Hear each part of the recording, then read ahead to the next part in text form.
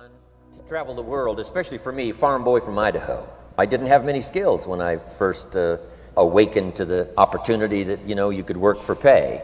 I knew how to milk cows, but, that was about it, and it didn't pay very well. But when I was introduced to network marketing, health and nutrition, a marketing system where I could start at the bottom, go to the top, and start part-time, it literally revolutionized and changed my life forever. I've never been the same. And a big share of my story now is sharing with people around the world this extraordinary opportunity. And then along with it, the philosophy that makes it work. Because you can have every technique in the world and the best product in the world, and you can have the finest support system in the world, but unless you have the philosophy that drives you to do the necessary things to make it work, then nothing works.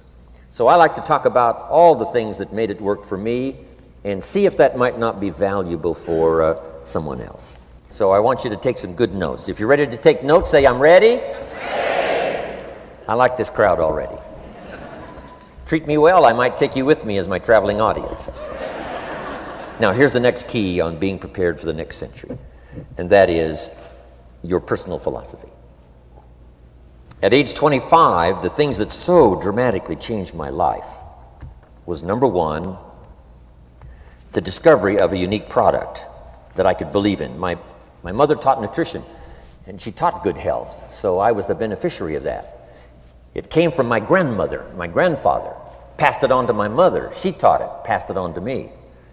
My father never had a major illness, lived to be 93. My mother extended her life, according to the doctor, at least 20 years.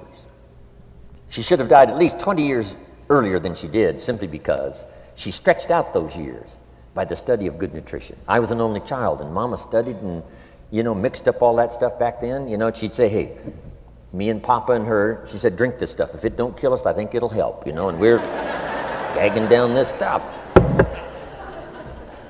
And Mama taught all of that, but the payoff was so incredible. I passed it on to my two daughters. They've never been ill. They passed it on to their children, my grandchildren. They haven't been ill. I mean, the study of good nutrition, paying attention, and being involved in the industry you're in, it's one of the best. So, that's so important. Your personal philosophy, what you believe in, that's going to carry you into the next century. Let me give you now some of the early philosophies that changed my life forever. I heard one of them in my introduction. Some of these philosophies have lived with me now all of these years. I've passed them on, and people have come back around saying, Mr. Rohn, 10 years ago, 20 years ago, 30 years ago, 35 years ago, I sat in your class and sat in your seminar, and those early things that you taught, I've practiced it and I'm doing it. A man not long ago showed me notes he took 23 years ago, and then he had me sign those notes. He said, I've used these notes to develop my life, my personal life, and my business life. And when he took those notes, he said, I was 18 years old. So it's incredible. I'm so thankful for all these years. But now I want to pass it along to you. Some of the philosophies that changed my life forever. Okay? If you're ready, say I'm ready. Ready. Here's the first one. Profits are better than wages. Once I understood that, I got rich. Profits are better than wages. Nobody taught me that in high school. I went to college for a year and a half, and I never heard it. I'm 25 and broke. I'm not destitute. I'm broke. Too much month at the end of the money is broke. And I finally hear this philosophy. Profits are better than wages. Now here's the phrase that goes with it. Wages make you a living, which is fine. Profits make you a fortune, which is super fine. And you can live both fine and super fine. You've now got the mechanism and the ways and means to do that. Profits are better than wages. Guess what? I taught this in Moscow when I was teaching capitalism. The communists had it all wrong. They taught that capitalism was, a big company that oppresses its workers. I mean, it was absolutely ridiculous. They had mentally lost it when they came up with this ridiculous philosophy. Communism taught capital belongs to the state, not the people. And we taught all these years what? Capital belongs in the hands of the people, not the state. That's why, of course, kids should pay taxes, because they can be capitalists, and all capitalists should pay taxes. And it doesn't take much to start an enterprise that makes a profit. I teach kids how to have two bicycles, one to ride and one to rent. I mean, how long does it take How long does it take to make a profit? I mean, a little ingenuity and you're on your way. So profits are better than wages. Capitalism better than communism. Communism said people are too dumb and stupid to know what to do with capital. So you must take capital away from all the dumb, stupid people and give it to the all-wise, all-knowing state. And let the state run everything. I mean, that was communism. And they devastated every country they touched. I've been to East Germany. It's taking $1 trillion just to clean up East Germany. They've already spent $500 billion. They got $500 billion more to go. I mean, every country they touched, and I've been in all of them, they devastated them all with their devastating philosophy. We teach capital belongs in the hands of the people.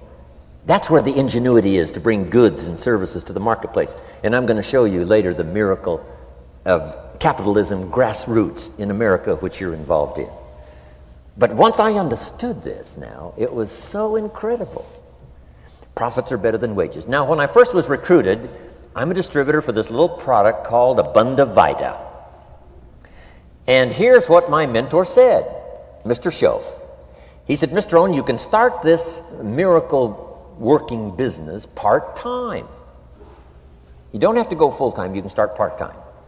And he said, if you'll devote, to start with, let's say 10, 12, 15 hours a week, where you'll start making a profit, here's what you can now say. I'm working full-time on my job and part-time on my fortune. Because profits lead to fortune. I got so excited about that philosophy. I'm working full-time on my job, but now I'm working part-time on my fortune. I found a way not only to make a living, you won't believe this, I found a way to make a fortune. Can you imagine what that's like then to get up in the morning? To go to work on your fortune? Not to go to work to pay the rent, which is okay, but a chance to go to work to make a fortune? And I said, right now I'm working part-time on my fortune and full-time on my job, but it won't be long until I'll be working full-time on my fortune. Can you imagine what life is going to be like?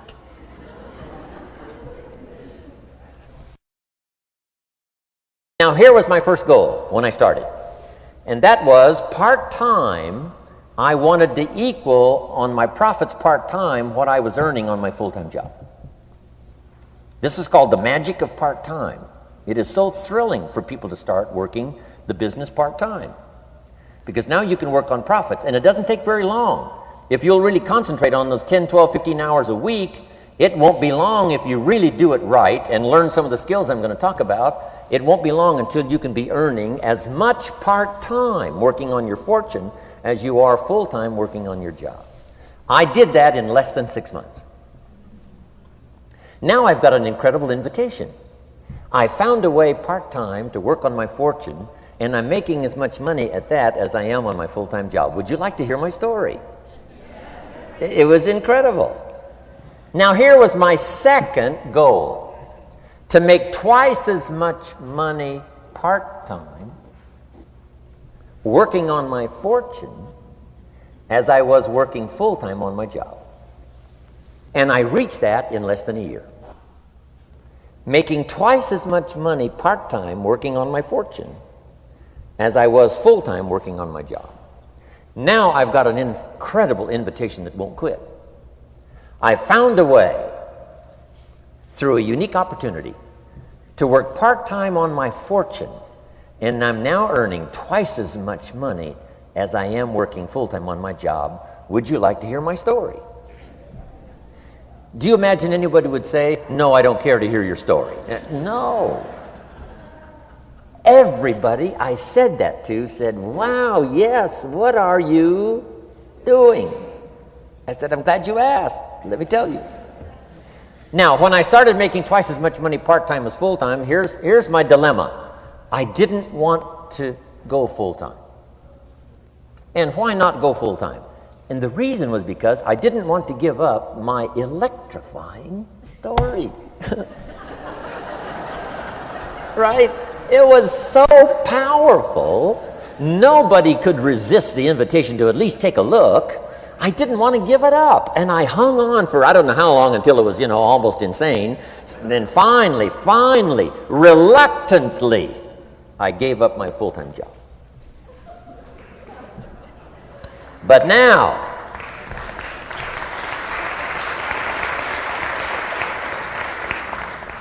you can imagine the thrill and excitement of going to work full-time on my fortune. It was incredible. But I want you to jot down the magic of part-time. What does it take to really change a person's lifestyle? Not very much. An extra $1,000 a month, I'm telling you, will drastically change most American families' lifestyle. And that's why part-time is so valuable, because it very quickly changes a person's lifestyle. And here's what the change in lifestyle does. It's a great recruiting tool. One of the greatest recruiting attractions is the money you make part-time. Somebody said, "You've been on 3 vacations this year?" Says, "Yes, I got this little part-time thing going." Says, "What's that?" "You bought 2 new cars, one for you and one for her. How did you do that?" Said, "I got this little part-time thing going." Your kids have got all these new clothes? Yes. All this stuff is happening. What is it? An extra $1,000 a month. See, $1,000 a month full-time, nobody wants to hear your story. $1,000 a month part-time that starts to change your lifestyle, everybody wants to hear your story. So the key is part-time. The magic and the attraction of part-time gives you a classic invitation for somebody to listen to what you're doing that's changing your life. And it's not just necessarily the money that changes your life. It's what you do with the money. It's the change of lifestyle. So part-time helps to change lifestyle, which gives you a classic invitation to look at what you're doing. That's how I started in network marketing, age 20. Here's the next one. Philosophy that helped change my life. It's not what happens that determines your life future. It's not what happens that determines your life future. It's what you do about what happens. All of us are in like a little sailboat. And it's not the blowing of the wind that determines your destination. It's the set of the sail. So jot this phrase down. It's one of the best to understand. Kids need to understand it. The same wind blows on us all. The same wind blows on us all. The wind of disaster, the wind of opportunity, the wind of change. The wind when it's upside down, the wind when it's favorable and unfavorable. The same wind blows on us all. The economic wind, the social wind, the political wind. The same wind blows on everybody. The difference in where you arrive in 1 year, 3 years, 5 years, the difference in arrival is not the blowing of the wind, but the set of the sail. And that's what learning is all about, to set a better sail this year than last year. To set a better sail. The first 6 years of my economic life, I wound up broke. Second 6 years, I wound up rich. You say, well, the Democrats must have finally gotten power. No.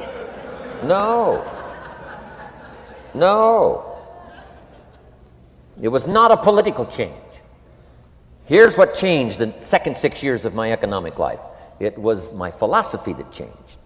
The set of the sail of better thinking, correcting the errors of the past and picking up new disciplines for the future. That's all I had to do at the end of the first 6.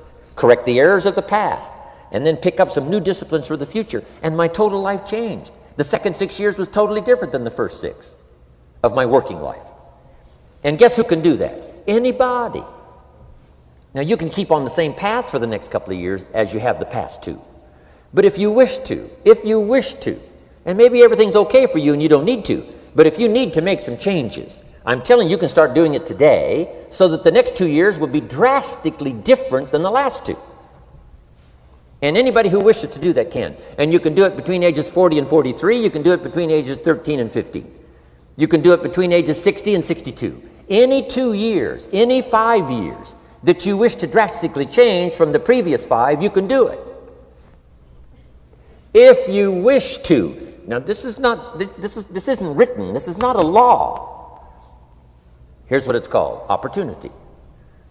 But if you don't know you can change, if you don't know you can drastically change your income, change your future, change your health, change your marriage, change everything, if you don't know that, some people then go year after year after year after year not making much change simply because they didn't get to the class. They never read the book. They never went to the seminar. They never made the discovery. They didn't seek for the knowledge of how could I make my life better. And if you just rock along, I'm telling you it's okay. Anybody can live any way they choose, but I'm here to tell all of you that if you wish to, it's possible to make the next 3 years totally different than the last 3. And all you have to do is just a few things. So if you got that one now, it's not the blowing of the wind that determines your income. It's not the blowing of the wind that determines your fortune. It's the set of the sail. And that's why we gathered here today. Maybe I've got some ideas that'll help you with a couple of little things about setting the sail of your thinking that might drastically give you multiplied more benefit the next 3 years than you've gotten in the last 3. So it's not what happens. What happens to everybody. Chevron years ago brought me in to talk to management. They said, Mr. Rohn, you travel around the world and you're fairly knowledgeable. What do you think the next 10 years are going to be like? I said, gentlemen, I can tell you I do know the right people. So they all leaned forward and listened carefully. And I said, gentlemen, the next 10 years are going to be about like the last 10.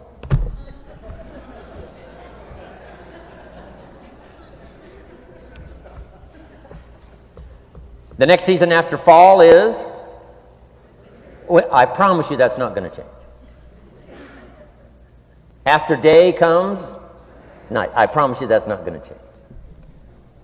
Here's how the last 6,000 years reads. If you want to make a note of Jim Rohn's vision of history the last 6,000 years, here's how it reads. Opportunity mixed with difficulty.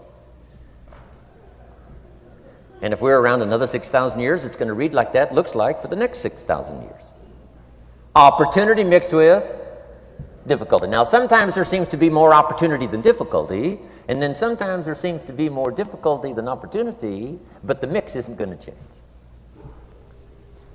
After expansion comes recession. But after recession comes expansion. Not to think so, see, is naive. And once you've got just a little of this stuff settled, then you know exactly what to do. You know exactly what to anticipate, so you can be ready. Now, here's the next one, and I heard it in my invitation. Here's what it says. For things to change, you have to change. I was hoping the government would change, and taxes would change, and economics would change, and my boss would change and be more generous. I wished for everything to change, and my teacher said, no, Mr. Rohn, for things to change for you, you have to change. Don't wish it was easier, wish you were better. Once I understood this, this altered the course of my life. Don't wish it was easier. Wish you were better. And here's the big one. Don't wish for less problems, wish for more skills. You don't need less problems. You simply need more skills. Don't wish for less challenge, wish for more wisdom. Accept the challenge, because you can't grow without a challenge. You can't get rich without a challenge. You can't fly without gravity. You have to understand the challenge. But that's the key, is to now develop wisdom to overcome the challenge. Don't wish for less challenge, but more wisdom. And then here's one more philosophy that helped change my life forever. You can do the most remarkable things no matter what happens. Humans can do the most remarkable things no matter what happens. Philosophies that changed my life. Here's one of the big philosophies I learned in network marketing. It's called the law of averages. If you do something often enough, a ratio will appear. Key phrase, if you do something often enough, a ratio will appear. It's amazing. It's uncanny. In baseball, we call it batting average.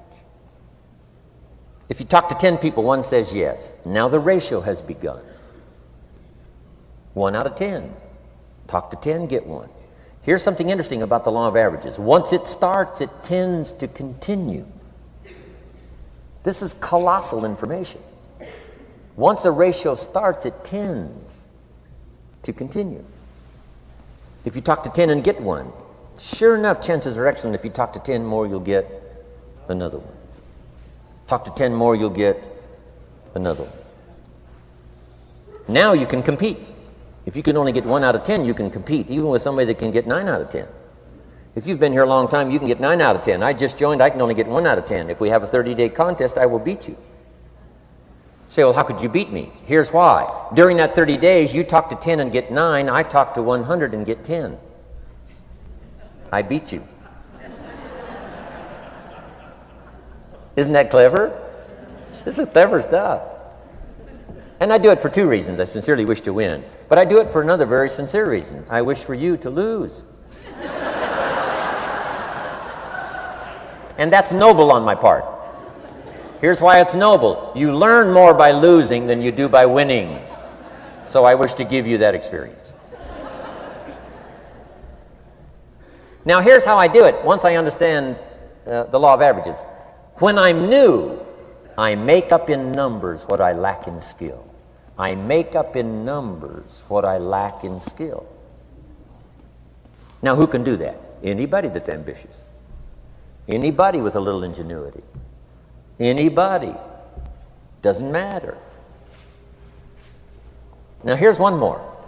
The law of averages can be increased. You get 1 out of 10, talk to 10, get another one. Talk to 10, get another one. The fourth time you talk to 10, you get 2. Why would the fourth time you talk to 10, you get 2 instead of 1? You're getting better.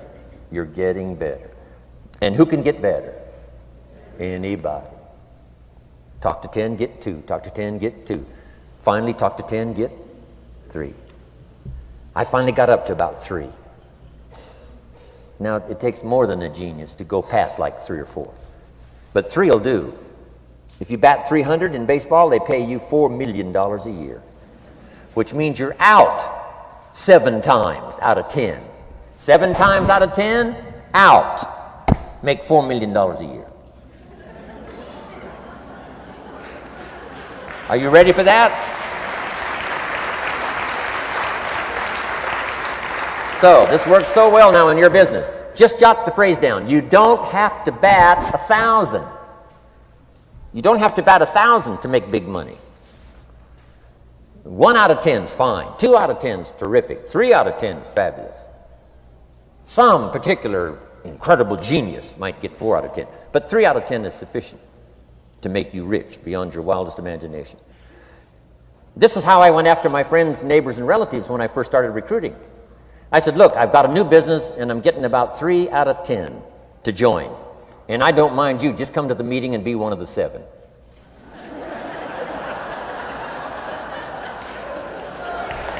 Right?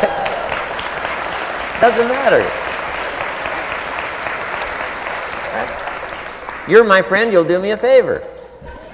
And so it's not important to me that you like it. It's not important to me that you join. It's certainly not important to me that you buy. It's just important to me that you listen. One of the reasons, though, I want you to hear the story is because a year from now, if I'm doing well, I don't want you to say, how come you never picked up the phone a year ago? I never got a letter, never got a call. You call me a friend? You're making all this money? You never picked up the phone. So I don't want that to happen. So for 2 reasons, I want you to see what I'm doing. So the year from now, if I'm doing well, I can say, you know, I gave you the opportunity. But also, just as a favor, come and be one of the 7. It doesn't matter to me if you buy or join. But I need 10 to get 3. And if you're one of the 3, wonderful. If you're not, wonderful. It doesn't. It might matter to you. It might matter to you, but it doesn't matter to me. Now, it matters to me because we're friends, but it doesn't matter in terms of my averages. So if you decide to get rich, just learn the law. Now here's the second law that changed my life forever in network marketing. I learned the law of sowing and reaping. And in the law of sowing and reaping is also the story of the law of averages. Jot this down. The story of the sower comes from the Bible. I'm an amateur on the Bible, but this is such a useful story. Here's what the story says. And take the notes because the drama's in the details. The sower was ambitious. Evidently, he was ambitious. When you read the whole story, you'll conclude, yes, this was an ambitious sower. Here was number 2. He had excellent seed. The sower who sowed the seed had excellent seed. And the excellent seed can be an excellent opportunity, an excellent product, an excellent story. So we've got an ambitious sower with excellent seed. But now here's the rest of the details of the story. For your information, for the drama of your life, so you can understand things better. Learning some of this is how I got rich by age 31. Okay. Number 1, it says the sower goes out to sow the seed, but the first part of the seed falls by the wayside and the birds get it. So jot this down. The birds are going to get some of the seed.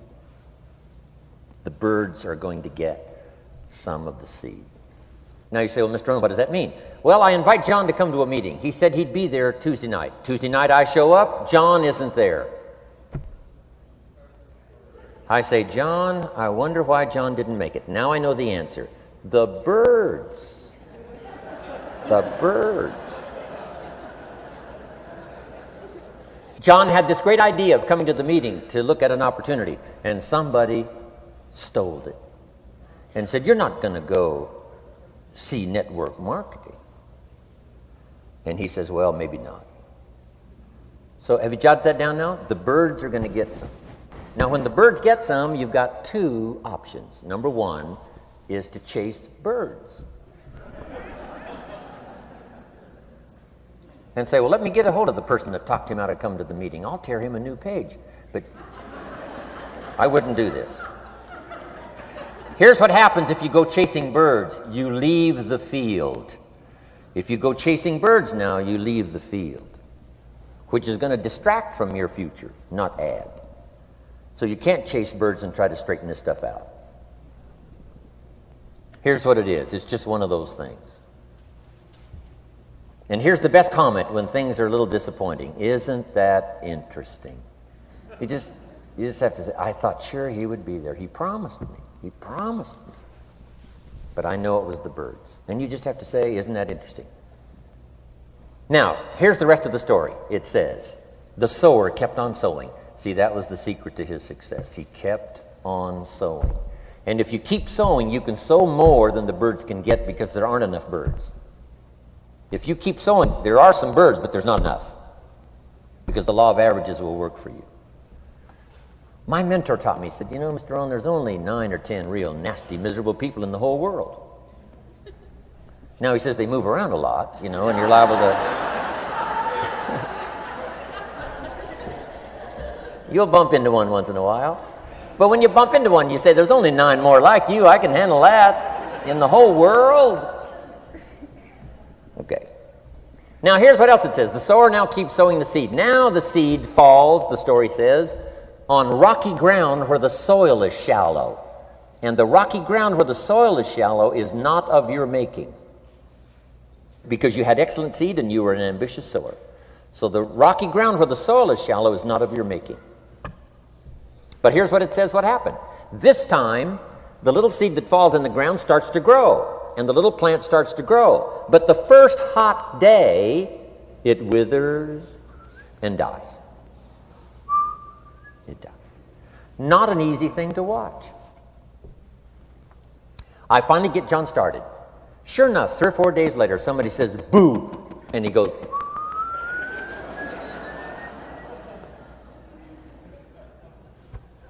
he's gone. Doesn't show up at the second meeting. And I say, I thought sure John would last a week. What happened? Jot this down. The hot weather is going to get some. And this is not of your making. Here's what you must say when that happens. Isn't that interesting? Wow. What can you do? The answer is nothing. You say, well, I'm going to try to change this. I wouldn't take that class. You know, the sun comes up in the east. Somebody says, why is that? I wouldn't spend much time on that. Just let that happen. Don't go for this why stuff. I'm giving you the answers here. The answers is in the structure and the consequences and in the deal. The answer is in the deal. Anything beyond that is not worth study. You say, well, how come some just last a little while? I wouldn't sign up for that class. Here's the answer. Some don't stay. You just have to jot that down. And when some leaves, you say, that's one of those that don't stay. Now you know what category to put them in. And you can't solve this now. You can't. It's like rearranging the seasons. You can't fool with that. All you can do is cooperate with the way things are set up. I didn't set it up. You say, well, it shouldn't be this way. Well, when you get your own planet, you can rearrange this whole deal. But on this planet, you're a guest. You got to take it as it comes. Now, here was the secret to the ambitious sower with good seed. It said he kept on sowing. Now, here's what he had to do to keep on sowing. He had to discipline his disappointment. This is a key phrase now to use the rest of your life. You must learn to discipline your disappointment, because you didn't set up the setup, and some are not going to stay, and that is not of your making. Now, if you made gross errors and you ran them off, see, that'd be different. Now, you're responsible for that. But if it's in the normal course of things, this is the way things are. Now, here's what it says. The sower keeps on sowing. Now it says the seed falls on thorny ground. And somebody says, well, how much of this do you have to go through? Well, hang on. It's not the end of the story now. Now the little seed falls on thorny ground. And now the little plant starts to grow again. But as the little plant starts to grow, the thorns choke it to death. And it dies. So jot this down. The thorns are going to get some. And that's not of your making. And what are these thorns? The story even called these little thorns, little cares, little distractions, little somethings. Who knows what all they are? I say, John, we had a meeting last night, you weren't here. John says, well, I can't make every meeting. I say, why not? You're part-time. He said, well, the screen door came off the hinges. And you just can't let your house fall apart. You got to take some time and fix things up. And I can hear the thorns going,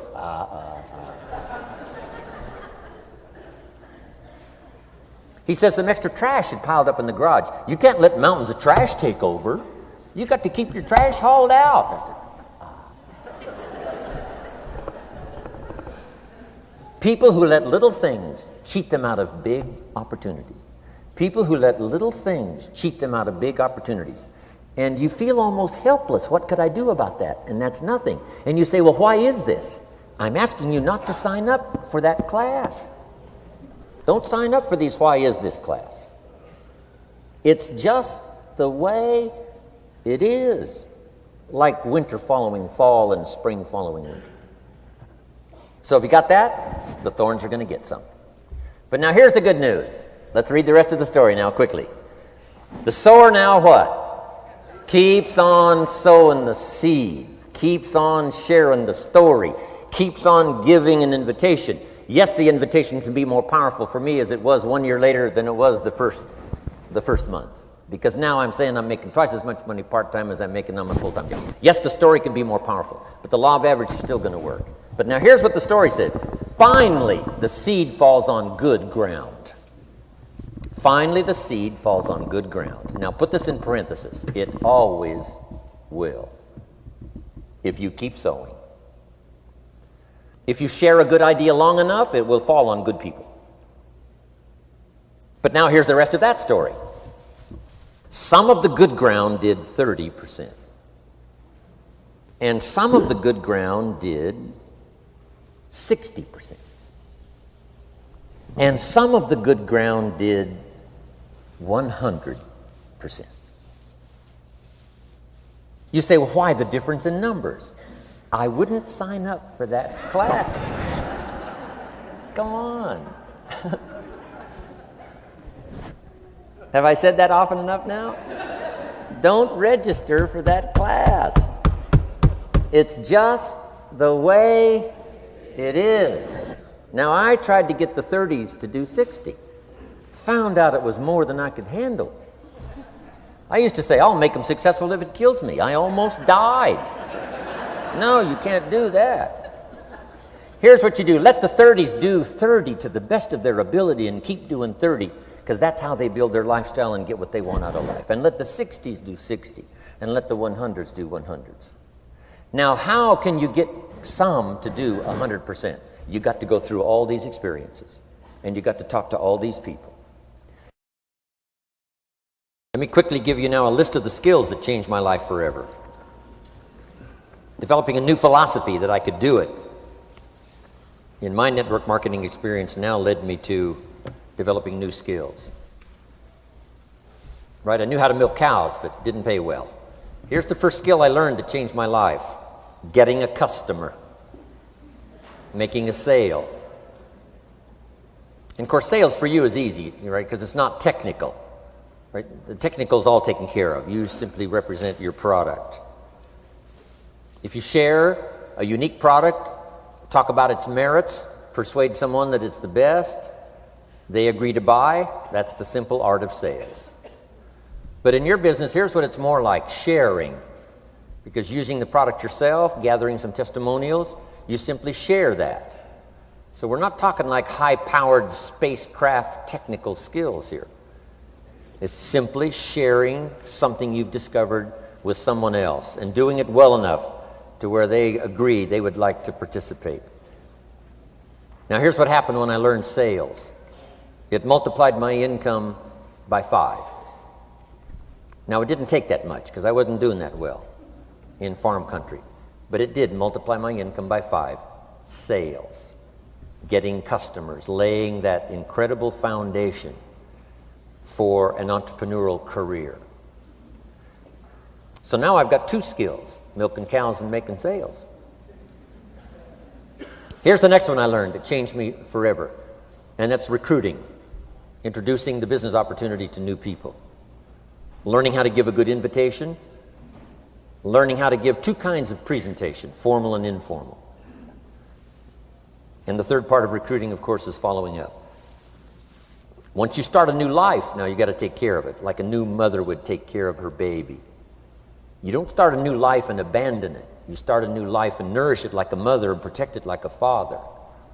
You got to be both mother and father to a new person. Nourishment, ideas like a mother. Protection, help defend your new life against the encroachment of outside voices that would try to talk them out of it. So you got to be mother and father in this art of recruiting. We call it being a sponsor.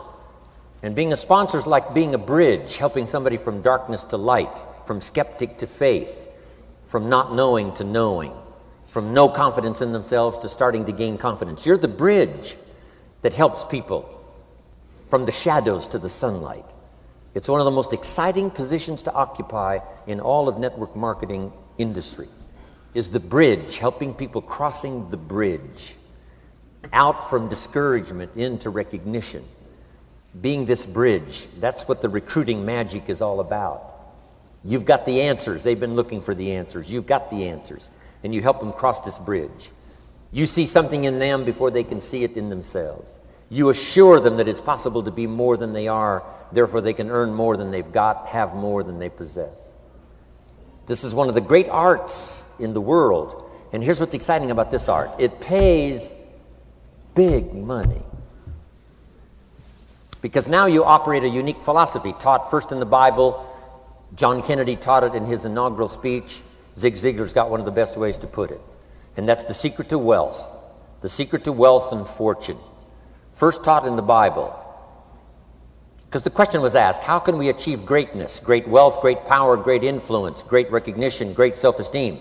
How can we achieve greatness? The master teacher was asked. And here was his formula for achieving personal greatness.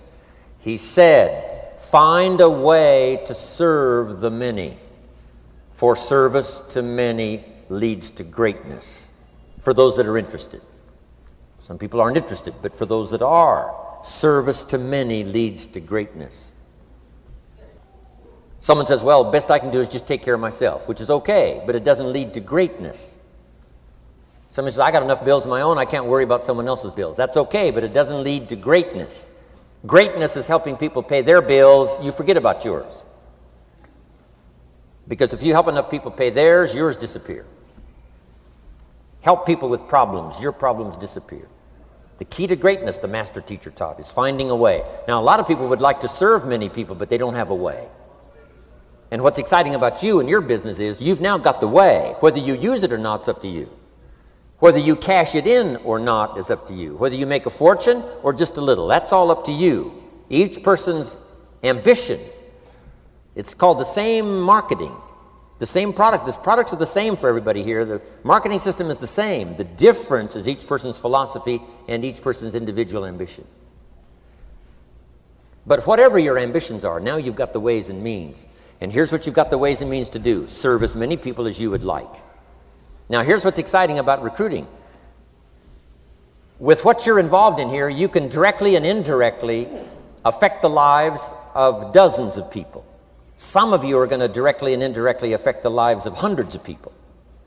And some of you, if you wish, can directly and indirectly affect the lives of thousands of people. And the pay is accordingly. If you affect a few, you earn that pay. If you affect the many, you earn that pay. But the secret is found in the Bible. Service to many leads to greatness. Now, John Kennedy said it in his inaugural speech. Here's what he said: don't ask. Don't we wish that was the current political philosophy? Where is John Kennedy and his philosophy? John Kennedy said, don't ask. That's important if you understand philosophy. He said, don't ask what the people can do for you. Don't ask what the country can do for you. Don't ask what the government can do for you. That's not how you get rich. That's not how you have high self-esteem. That's not how you get trophies to put on the mantle above the fireplace, asking what the people can do for you. Don't ask, he said, what the people can do for you, but ask, what could I do for my country? And the country means the people. What could I do for the people? I want trophies. I want recognition. I want high self-esteem.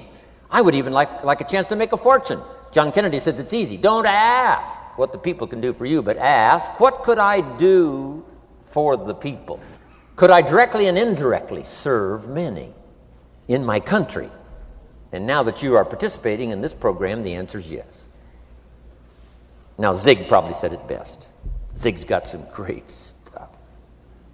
Zig and I have been good friends for a lot of years. Zig says money isn't everything, but it ranks right up there with oxygen. Zig, you're right. Zig says, my dentist told me, Zig, only floss the teeth you want to keep. You know, forget the rest. But here, Zig is famous for this now. This is one of Zig's philosophies, and it goes right along with the other two, the Bible and John Kennedy. Here's what Zig says: if you help enough people get what they want, you can have everything you want. If you help enough people get what they want, you can have everything you want. Now, wanting everything you want, we call that self-interest. But it's okay to have self-interest if you do it in a positive way. By helping enough people get what they want, you can have everything you want. Now, you can accomplish all that by learning this next skill called recruiting. And I learned it, and it made me fortunes. So now I've got 3 skills: milking cows, making sales, and recruiting. Here's the next skill I learned that paid big money: organizing. Once you got a few, get them to work together, see, and that's magic. Getting people to work together is magic. Now, yes, it's challenging, like having several members of your family. Getting them to work together is challenging, but it's magic. Getting husband and wife to work together is challenging, but it's magic when it happens. But everything magic is challenging. Just got to jot that down. Everything magic is challenging. But once you figure out the challenge and go for it, then the magic occurs. Let me tell you how magical people working together is. Let me quote the Bible again. It says, if 2 or 3 agree on a common purpose, nothing is impossible. Just try that on for your mental size. If 2 or 3 agree on a common purpose, nothing's impossible. Everybody's looking for a challenge. Here's what I teach, especially the kids. Here's the best challenge in the world. Let's go do it. Not you go do it. Let's go do it. If 2 or 3 of us decide on a common purpose to do it, nothing's impossible. Incredible. Working together, organizing. Now, when everybody's an independent, now it's a little more challenging. Like having kids, they've each got their own opinions. They've each got their own ambitions and desires. It's challenging. You've got a variety. But that's what makes life, the variety. And it is, in your business, it is challenging, getting people to work together. It's like herding cats. You know, sheep are easy, but you got to try cats, herding cats. But if you can possibly get it done, the power is so immense when you get people to work together. Here's one of the powers of working together: shared testimonials. If I've got somebody new and you're there and I'm there, I give them my testimonial, you give your testimonial. Maybe what tips the scales in getting me a new person is not my testimonial, but my partner's testimonial. Somebody I'm working with, their testimonial got them. Shared testimonials are so powerful. That's why working together is powerful. Now, working by yourself is okay. All this stuff is okay. Everybody needs to know, though, where are the advantages? And these are some of the advantages. I learned to organize, paid big money. Here's what I next learned to do: promote. Promotion now pays staggering money. Now the company comes up with what we call major promotions. Here's what you've got to come up with: the smaller promotions. The company comes up with major recognition. You've got to come up with small recognition for your people around you. The top 5. The company's got top 5. You've got your own top 5 in maybe 2 or 3 categories: top 5, top 5, top 5. And those little recognitions, to reach certain levels in the company, you have to take major steps. But for you, recognition, let them take small steps. Here's one of the secrets of your kind of business: rewarding people for small steps of progress. Rewarding people. Sometimes it's just recognition, handshake, pat on the back, Mary, you're doing a fabulous job. And you figure out what those recognitions are. Small steps of progress. Guess what promotion pays, if you learn it well? Big money. Getting people to do something they wouldn't ordinarily do by themselves. People will do some unique things by themselves, but if you can figure out a way to say, Mary, if you do this and this, she says, well, I'll go for it. Now, she wouldn't have thought of that on her own. Here's what works magic. It's better than money. Money's a bit unimportant. Here's what's important: ingenuity. The best place to wake up your ingenuity is what you're doing right now. Representing a unique product and getting customers, recruiting distributors, and promoting and all this stuff. Ingenuity. Figuring out a way. If it doesn't work this way, we'll work another way. I used my ingenuity, made a fortune. My ingenuity worked on doing all these campaigns: the spring campaign and the summer campaign and the winter campaign. This week we're going to recruit school teachers. How many of you got? How many of you got? This is school teacher week, school teacher month. I'd pick out a little category and say, let's go for it. And it doesn't matter what it is, just dream up something so that somebody's got a little more objective to go for than just their own. Key phrase: we all need to belong to something bigger than ourselves. Because we furnish inspiration for what's bigger, and the bigger furnishes inspiration for us. I learned promotion and it paid big money. Here's next I learned: communication. How to conduct a meeting. I learned identification, logic and reason, attack and confess, solution. Simple deals on communication. Wasn't easy for me at first. I stood up to give my first presentation, my mind sat back down. Right? Y'all been through that? Opened my mouth, nothing came out for a while. But here's what I did. I did it again. Just jot that phrase down. I did it again. That's the secret to how I got here. 35, 40 years later, it's how I got here. I did it once, it was uncomfortable. That first presentation was so lousy, if I hadn't have been doing it, I'd have gone home. It was not that good. But here's the secret to how I got here. I did it again, and then I did it again, and then I did it again, and I did it again. I remember when I first decided to be a little more animated, right? And walk out away from the podium, right? Get out from just behind the podium. So I got out there, and then I thought, how do you get back? Whoa, I'm stranded out here. Remember those times? Doing something for the first time? But you learn quickly in your business, right? In your business, the guy stands up to give his first testimonial, and he's so nervous he forgets his own name, right? And 30 days later, he wants to give a 3-hour testimonial, right? You can hardly get him off the stage. So, learn communication. How to affect other people with words. That's the greatest art in the world to learn. How to affect other people with words. Key phrase: don't be lazy in language.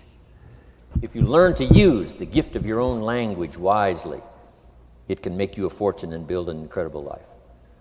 Here's 3 other things I learned. One is to train. Training people how the business works. And then I've used another word called teach. Train and teach. And only to say this: training people how the business works, teaching is how life works. Because here's what all of us need for the 21st century: business skills and life skills. The life skills are leadership skills. The life skills are learning how to set goals. Now here's the ultimate skill to learn that can transform your life and the life of whoever will listen: the ability to inspire. Inspire means help people to look up a little higher than where they are and wish they could get there, and inspire them that it's possible. Here's how we inspire: by our own testimonial. If I can do it, you can do it. Here's how else we inspire: by others' testimonial. If they can do it, Mary, you can do it. Getting people to see themselves better than they are. getting people to see themselves richer than they are, getting people to see themselves more capable next year than they are this year, getting to see themselves in the future. To help both your kids and your people, here's what you must learn to do. Number one, help people to see themselves as they are. If people have made mistakes, they got to know it. You can't go on making mistakes and hope to achieve. Mistakes have to be corrected. And you've got to do it with your children, help them to see themselves as they are. If they've messed up, here's what you've got to say. You've messed up. But here's what's important as a parent. Don't leave them in the mess. Some parents, tell their kids they've messed up and then they leave them in the mess. They don't paint a better picture. Here's what you could become with just a couple of more changes. Rather than this, here's what you could be.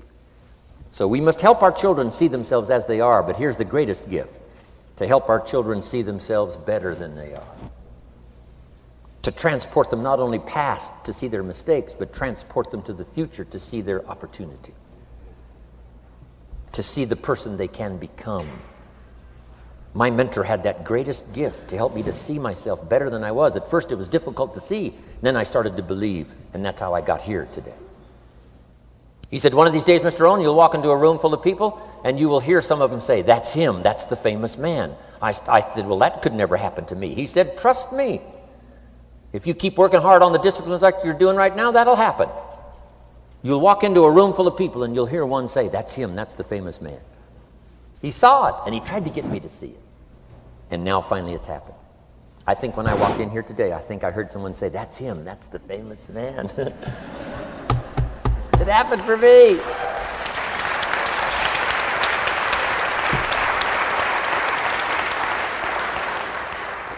And if it can happen for me, it can happen for you.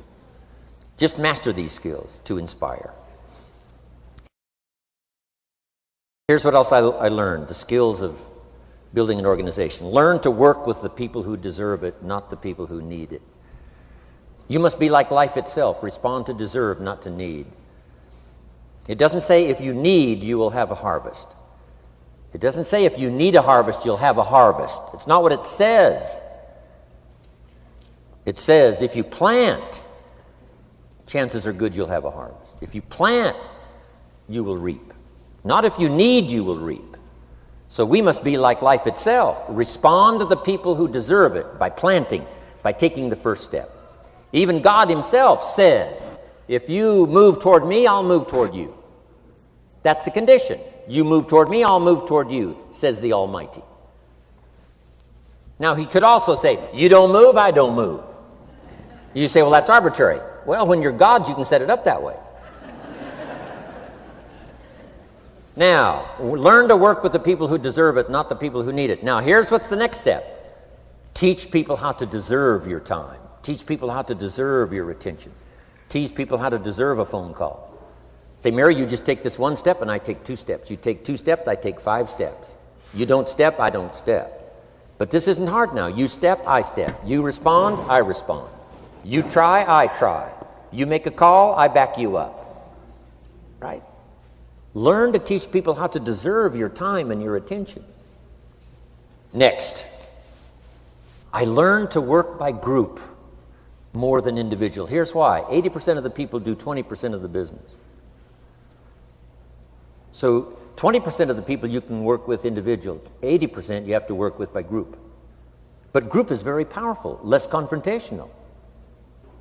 Then here's what's important for all of you to learn as a sponsor, helping other people. You can help 1,000, but you can't carry 3 on your back. You can help 1,000, but you can't carry 3 on your back. And I'm sure all of you have already gotten that experience, even though you've been here a short time. Some people will try to get on your back. That's where we got that expression, get off. That's where we got that. A guy discovered somebody on his back and said, what? I can't carry you, get. Now, if you're like some I see here, 6'4" and you weigh 300 pounds, you might carry one, and if you were really big enough, Kareem Abdul-Jabbar or something, you might carry 2, but you can't carry 3. When babies are born, they were not designed just to be carried. Babies were not born to be carried all their life. Someday you got to try your legs. Someday you got to try your wings. Someday you got to try. Even if you fall down, you got to try, because you can't just crawl around all your life. You can't be carried all your life. So as quickly as possible, you can help 1,000, but you can't carry 3. Next, don't expect the pear tree to bear apples. I used to try to change everything. You can hang apples on a pear tree. I'm telling you, it won't help. You can put up a sign, this is an apple tree. Sure enough, come the season, pears. Here's what I learned. You cannot change people, but they can change themselves. You cannot change people, but they can change themselves. Capital in your business isn't what matters. Okay, it's not the money that buys you a future. It's your skills that buy you a future. Money and no skills, and I'm telling you, you're still poor. Money and no ambition, where are you? Money and no courage, you're broke. A little bit of money and a whole lot of courage. That's all we need. I'm looking for people when I'm recruiting back in those days, and the money didn't matter. What mattered to me was somebody's willingness, somebody's ingenuity, somebody's willingness to try, right? If they had $1 to invest, that was plenty for me. $1 and some ambition, and I can show you how to get rich, and it'll be one of the classic stories of the company. I go to recruit somebody, they say, I don't have any money. See, I've been looking for you for 6 months. Let me show you how to do it without any money. Because here's the rules of capitalism. Jot this down. You can either buy and sell, or if you're in certain circumstances, you can sell and buy. If you've got ambition. Now, if you haven't got ambition, we can't cure that, and money won't cure lack of ambition.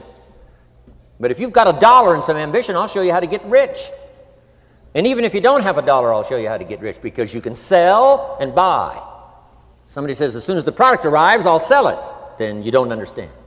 You don't understand the magic of fortune if you say, I have to wait till it gets here to sell it. And you probably don't understand the value of your own story. Once I understood that, I knew I was going to be wealthy. That's why right in the beginning I started giving big tips. I knew I was going to be wealthy. Say, wow, this guy tips like a rich man. Say, that's right, he tips like a rich man. Even in the beginning, I tipped like a rich man because I knew I was going to be rich. Wow. Isn't this fun? Yes. Jot these phrases down as I close. Number 1, the greatest value in life is not a bank account. The greatest value in life is not a car, a home to live in. The greatest value in life is this. Make a note. Living a good life.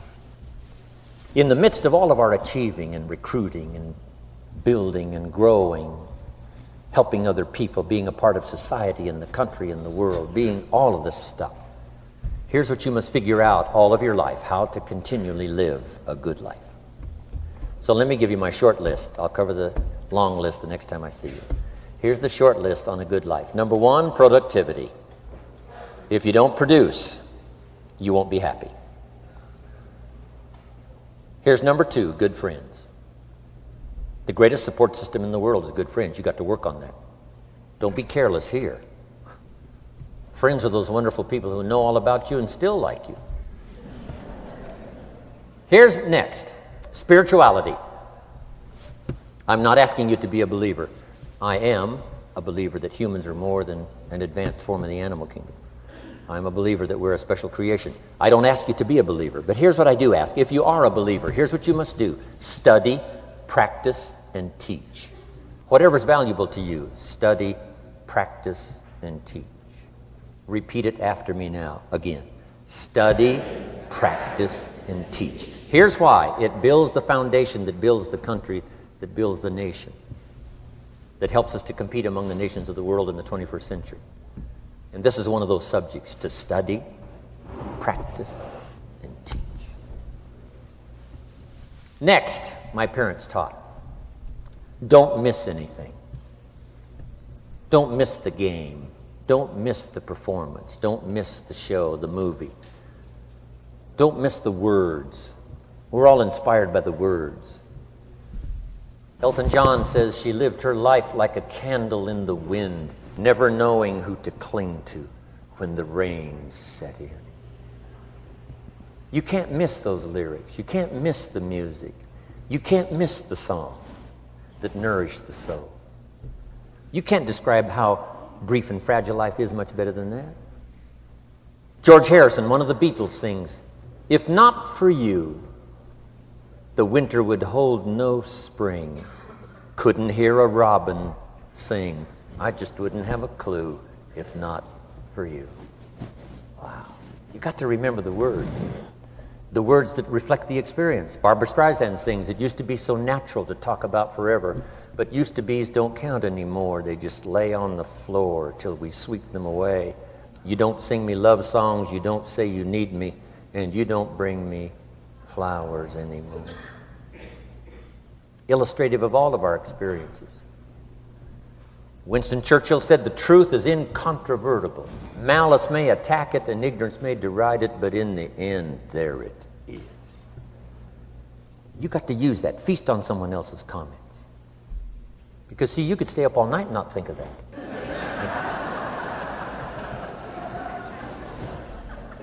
I'm asking you to do your research. I'm asking you, don't miss anything. Don't miss the play. When my father was 93, just before he died, if you would have called him at 10:30, 11 o'clock at night, he wouldn't be home. He's at the rodeo. And he's watching the kids play softball. He's at church. He's watching the concert somewhere. Every night. My parents taught me that.